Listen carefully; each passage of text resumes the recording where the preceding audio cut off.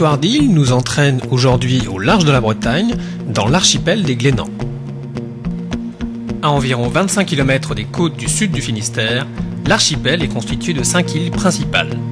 Saint-Nicolas en est pour ainsi dire la capitale, puisqu'elle est la seule à conserver des résidents toute l'année.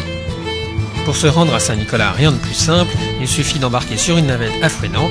Le voyage dure une quarantaine de minutes.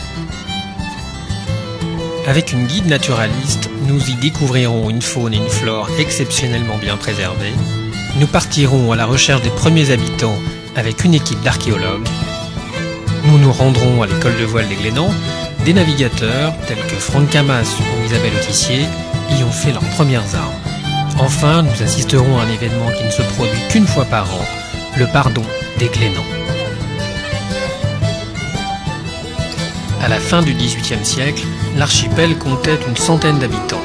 Des marins-pêcheurs, des fabricants de soude, quelques agriculteurs, ainsi que des gardiens de phares.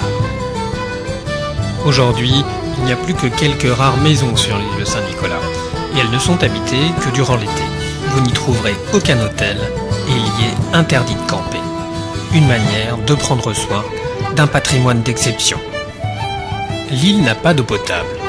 Celle-ci doit donc être acheminée régulièrement depuis le continent. Quant à l'électricité, elle est fournie par des éoliennes et des cellules photovoltaïques, c'est-à-dire des piles solaires.